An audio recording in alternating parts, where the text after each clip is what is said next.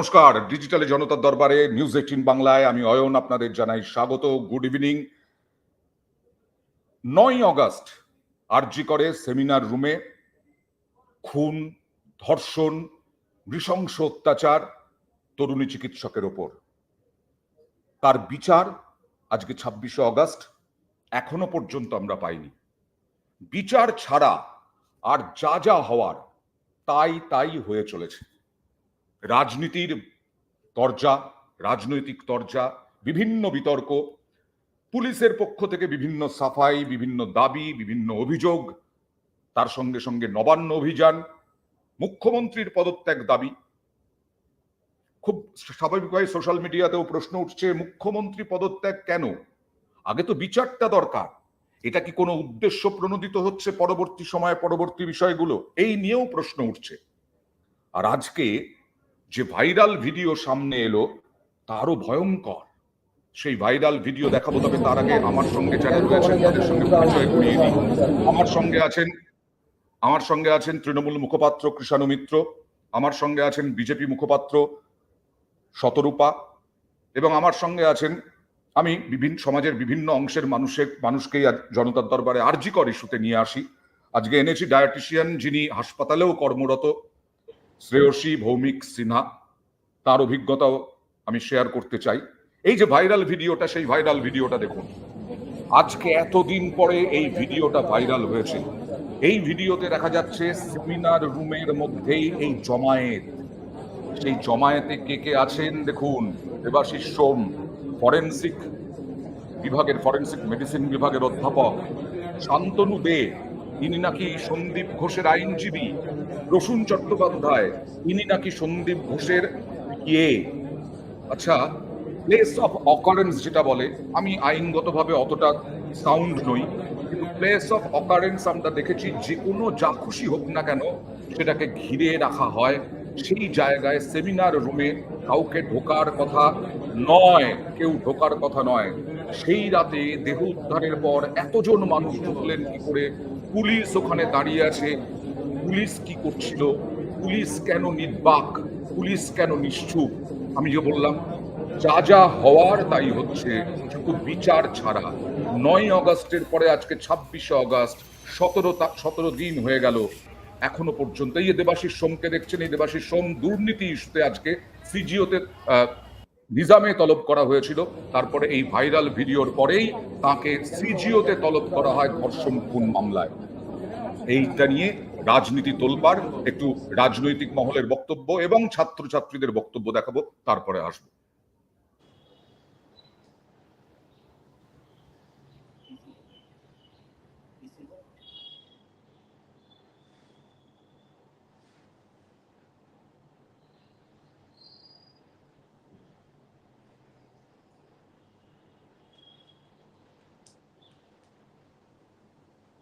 জায়গায় কোনো কিছু ঘটলে সেটা খবর পেলে নিশ্চিতভাবেই কনসার্ন অনেকে ছুটে যাবেন সেই জায়গাটায়। ফলে এখন সেখানে কারা গেছিলেন, কেন গেছিলেন, কোন সময়ে গেছিলেন, যাওয়ার ফলে তদন্তের কোনো সমস্যা হয়েছে না হয়নি, যাদের দেখা যাচ্ছে সিবিআই তাদের ডেকে জিজ্ঞাসা করুন। হয়তো জল্পনা বাড়িয়ে, সন্দেহ বাড়িয়ে, এটা হলে ওই হতে পারত, এর জন্য ওইটা কেন হয়নি, এর বদলে সিবিআই এই গোটা বিষয়টা নির্দিষ্টভাবে জিজ্ঞাসাবাদ করে, জেরা করে, ডেকে বা গিয়ে কথা বলে এর আসল কারণগুলো তারা জেনে নিন। তার দলবল, জুনিয়র ডাক্তার, পুলিশের আধিকারিক, স্বাস্থ্য দপ্তরেরও কেউ এরা সবাই ওখানে কি করছিলেন? অত লোক সেমিনার রুমে ঘটনা ঘটে যাওয়ার পর যাকে প্রোটেক্ট করার কথা না প্রোটেক্ট করে সবাই মিলে সেখানে কি করছিলেন? কিভাবে গোপন করা যায়, কিভাবে লোপাট করা যায়? এই ভিডিওটা তার প্রত্যেককে চিহ্নিত করে হেফাজতে নিয়ে যথাযথ তদন্ত করলে স্পষ্ট হবে যে লোপাটের চক্রান্তটাও কীরকম। তার থেকে বোঝা যাবে অপরাধী কারা এই লোকদের ডেকে এনেছিল এবং কারা লোপাট করতে চেয়েছে, স্পষ্ট হয়ে যাবে। ব্যক্তিগত মতামত কোথায় প্রকাশ করছে আর কোন ভিডিওর সত্যতা কি, ভিডিওর কোন পোর্শন তুলে আনা হয়েছে, কি আলোচনায় বলেছে, এসব নিয়ে মানুষ খুব একটা চিন্তিত নয়। হয়তো সন্দেশখালী নিয়ে এত ভিডিও প্রকাশ করেছিলেন, সন্দেশখালী লিড আটকাতে পেরেছেন? বিজেপি সন্দেশখালী বিধানসভায় লিড পেয়েছে।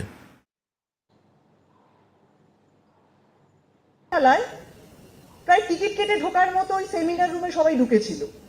এত লোক ঢুকলো কিভাবে সেমিনার রুমে? কারা ঢোকালো? পুলিশ তো ছিল সেখানে, তাহলে পুলিশ কি করলো? মানে এই প্রশ্নগুলো তাহলে এখন সিবিআই এসে কি করবে? মানে সিবিআই এর কাছে তো এখন কোনো তথ্য প্রমাণই নেই যা দেখতে পাচ্ছি। তার মানে প্রত্যেকটা ভারতবর্ষে যা কেস হয় বেশিরভাগ কেস ঝুলে থাকে আমাদের যখন মৃত্যু পর্যন্ত, তখন আমরা বৃদ্ধ হয়ে কাঁপতে কাঁপতে বলবো ওই যে একটা ঘটনা হয়েছিল, আমরা আন্দোলনে গেছিলাম কিন্তু কোনো বিচার হলো না, আবার সেটাও এরকমই থেকে যাবে। লাস্ট সোহিনী সরকার অভিনেতা, তার বাইট দিয়ে তার বাইট দেখালাম। আমি সোহিনীর পরে পরেই শ্রেয়সীর কাছেই চলে যাব। সত্যি কি বিরক্তি লাগছে? সত্যি কি সোহিনীর মতো বলতে ইচ্ছে করছে যে একেবারে দুবলা হয়ে যাব, যখন যখন বৃদ্ধ হয়ে যাব তখন আবার মনে পড়বে 9ই আগস্টের সেই মেয়েটির কথা, যার উপরে নৃশংসভাবে নির্যাতন করা হয়েছিল, আর তার বিচার এখনো পেলাম না। একদমই তাই। মানে জিনিসটা নিয়ে সেদিন থেকে যে আমাদের মনে বিভিন্ন চিন্তা বা যা দেখছি, আমার নিজের খুব খারাপ লাগে এটা ভাবতে। কেন কি আমরা আমাদের যে ওয়ার্কিং ইনস্টিটিউশন, সেটাকে আমরা সবসময় একটা সেকেন্ড হোম বলে দেখে এসেছি। এবং সেকেন্ড হোম মানেই আমরা জানি যে আমাদের বাড়ি, মানে যেটার থেকে তো এর থেকে বেশি তো আর সেফ জায়গা হতে পারে না। এবার নিজের বাড়িতেই যদি অ্যাজ আ ওম্যান আমার সেই sense of security, sense of safety, protection এগুলো যদি না থাকে, তাহলে আমরা সেই সেফটিটা আর কোথায় পাবো বা আর কিভাবে আমরা ডিজার্ভ করবো? তো আমিও দীর্ঘ বছর বিভিন্ন হাসপাতালে কাজ করেছি। আমার অর্ধেক চাকরি মানে জীবনটাই বোধহয় আমি হসপিটালে কাটিয়েছি। একবার যখন হসপিটালের প্রেমিসেস এর ভেতর আমি ঢুকতাম, আমি এটা এটা আমার পার্সোনাল কথা আমি বলতে চাই, আমি কখনো সেই সেন্স অফ ইনসিকিউরিটিটা কিন্তু ফিল করিনি। আমার মনে হয় এখানে কোথাও না মানে প্রশাসনটা কিরকম সেটা খুব ম্যাটার করে। হ্যাঁ, কারা কারা আশেপাশে সেটার সাথে যুক্ত, তারা কিভাবে মনিটর করছে, তারা কিভাবে কন্ট্রোল করছে জিনিসগুলোকে, ইট ম্যাটার্স। কেন কি এই যে যখন আমি বাড়ির কথা বলছি, আমাদের বাবা being the head of the family, সেও তো একটা স্ট্রিক্ট প্রোটোকলের মধ্যে দিয়ে আমাদেরকে রাখে, একটা স্ট্রিক্ট প্রিন্সিপাল কিছু ফলো হয়। তো আমরা যদি সেই বাড়ির কথা এখন বলি, সেই ইনস্টিটিউশনের বাবা, যেটা আমরা সবাই এক্সপেক্ট করি যে হ্যাঁ প্রিন্সিপাল বা ডিপার্টমেন্টাল হেড বা ডিন অফ দ্য কলেজ, তো তারা যদি সেই রকম কিছু স্ট্রিক্ট মনিটরিং প্রিন্সিপালস, কিছু কন্ট্রোল রাখতে পারতো, তাহলে বোধহয় এই জিনিসগুলো হওয়াটা সম্ভব হতো না। মানে খুব ভাবতে খারাপ লাগে যে যেই জায়গায় আমরা দিনের অর্ধেকটার সময়ের বেশি আমরা কাটাচ্ছি, সেই জায়গাতেই একে অপরকে মানে ধ্বংস করে দেওয়া, একে অপরকে ডিসপোজ করে দেওয়া, মানে this is truly heart breaking, যেটা আমি বলবো। ওকে, আমি আসবো তোমার কাছে। আমার সঙ্গে কংগ্রেসের পক্ষ থেকে সুস্মিতা বিশ্বাসও জয়েন করেছেন। আমি কৃষাণুর কাছে যাব। কৃষাণু, বারবার করে তথ্য প্রমাণ লোপাটের চেষ্টার অভিযোগ সন্দীপ ঘোষ, প্রাক্তন অধ্যক্ষ, তার বিরুদ্ধে উঠেছে। এখন বলা হচ্ছে এই যে ভাইরাল ভিডিও, এটাতেই তো প্রমাণ। এতজন জমায়েত হলেন কিভাবে প্লেস অফ অকারেন্সে? অয়ন, দেখো, প্রথম কথা, এই ভিডিওটা কবেকার ভিডিও এবং কখনকার ভিডিও কোনালদা বললেন এটা আমরা জানি না। এটা বলা হচ্ছে 9 তারিখ ঘটনার পর, এটি আর ধরেই নিলাম এটা 9 তারিখ। যা যা দাবি করা হচ্ছে সব মেনে নিলাম। মানে কেউ অস্বীকার করছেন না? দেবাশিস সোম অস্বীকার করেননি। আমি বলছি আমি সব মেনে নিলাম।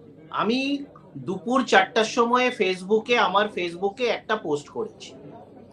যেরকম দিদিভাই একটু আগে বললেন, সেই বক্তব্যটা দুদিন আগে আমারই একটা অন্য চ্যানেলে ছিল, যে আমরা সব থেকে আমাদের সূক্ষ্ম অনুভূতিগুলো কিভাবে ট্রিগার হয়, কেন কি আমরা কোথায় নিজেকে সব থেকে বেশি সিকিউর মনে করি।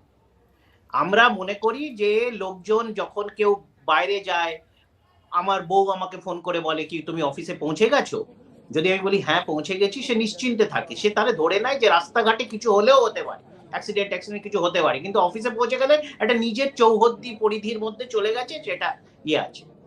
এটা আমারই বক্তব্য ছিল এবং খুব ভাইরালও হয়েছে। যাই হোক, আজকে 4টার সময় আমি এই ভিডিও নিয়ে যেটা লিখেছি, যে যদি এই ভিডিও দেখিয়ে যা যা দাবি করা হচ্ছে তা তর্কের খাতিরে সত্যি ধরা হয়, তাহলে যিনি এই ভিডিও তুলেছেন তিনিও এই ভিড়ের একজন সদস্য এবং তথাকথিত প্রমাণ লোপাটের সাথে যুক্ত। হ্যাঁ, এবং তাহলে তাহলে বাকিদের সাথে তিনিও দোষী। এবার তিনি যদি এই ভিডিও জনসমক্ষে এনেছেন, তাহলে রাজসাক্ষী হয়ে সেই তথাকথিত ভীষণ চক্রান্তের সব তথ্য সিবিআই এবং সুপ্রিম কোর্টের সামনে রাখবেন আশা করি। নিশ্চয়ই আগামীকাল নিশ্চয়ই আমরাও এই এটা ব্যক্তি- দাবি করি, কিন্তু বিষয়টা হচ্ছে যে এই রকম ভাবে পুলিশের ভূমিকা কেন? না, কোনো আমি গ্লাভস শুনে- হাতে নেই, শুনে- কিছু শুনে- নেই, পুলিশ শুনে- নির্বিকার ভাবে তাকে শুনে- শোনো, ডিসি শুনে না, সেন্ট্রাল শুনে না। ইন্দিরা মুখোপাধ্যায় তিনি প্রেস কনফারেন্স করেছেন, তিনি কিন্তু ঘটনার কথা অস্বীকার করেননি, এই ছবির কথা করতে অস্বীকার পারে। করেননি। আমি কি বলছি আগামীকাল সেই ব্যক্তি যদি সিবিআই এর কাছে উপস্থিত না হন, তাহলে এই ভিডিওর বিশ্বাসযোগ্যতা শূন্য। এই ভিডিওতে কোনো দিনও যদি এই ভিডিওটা কখন কটার সময় ইমিডিয়েট একটা ঘটনা ঘটেছে, কনফারেন্স হল একটা বড় এলাকা, তার এখানে তো কোথাও আমরা ডেড বডি দেখছি না। ডেড বডির জায়গাটা কোয়ার্ডন অফ আছে কিনা, সেটাকে ঘেরা আছে কিনা কোনো তার বা কোনো সূক্ষ্ম ওকে, ব্যারিকেড দিয়ে সেটাকে কৃষাণু তোমার protect সুবিধের করা জন্য হয়েছে আমরা জানি না। তোমার সুবিধের জন্য তাও ধরে ইন্দিরা নিচ্ছি। মুখোপাধ্যায়ের একটু বাইটটা শোনাই, তোমার সুবিধের জন্য ইন্দিরা মুখোপাধ্যায়ের বাইটটা শোনাই। Indira Mukhopadhyay, DC central. এটা হচ্ছে গিয়ে মোটামুটি 51 ফিট আর 32 ফিট। এইখানে মানে বডি যেখানে পাওয়া গেছিল তার থেকে 40 ফিট পুরো জায়গাটা পুলিশের কর্ডন অফ করা ছিল। এবং এই যে ভিডিওটা যেটা আপনারা হয়তো দেখেছেন, সেটা কিন্তু এই 40 ফিটের বাইরে যে 11 ফিট যে জায়গাটা আছে সেইখানকার একটা ভিডিও। এই যে জায়গাটা আছে এইখানে কিন্তু অনেকেই উপস্থিত ছিলেন, ফ্যামিলি মেম্বার ছিলেন, পুলিশের স্টাফ ছিল, হসপিটালের স্টাফ ছিল, অনেক ডাক্তারবাবুরা ছিলেন।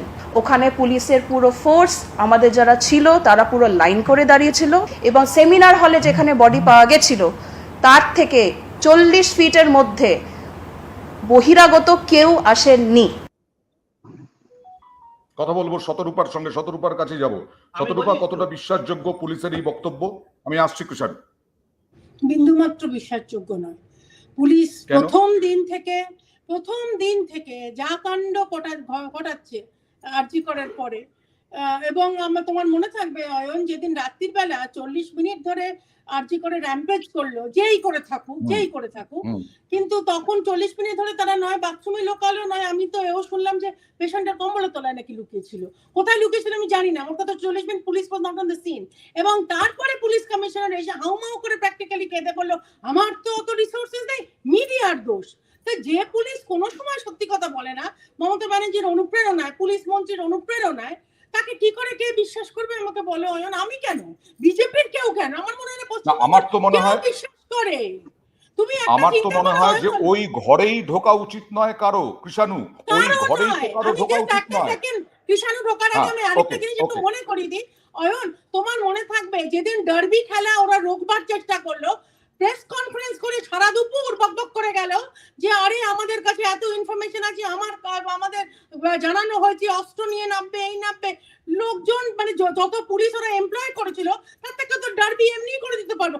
জনসাধারণ বলল যে পুলিশ আমাদের না রুকে আমাদের অস্ত্র দেখে যাও, এই আমাদের মোহনবাগানের ফ্ল্যাগ, ইস্ট বেঙ্গলের ফ্ল্যাগ, এটাই আমাদের। কৃষাণুর কাছে আসবো, কৃষাণু।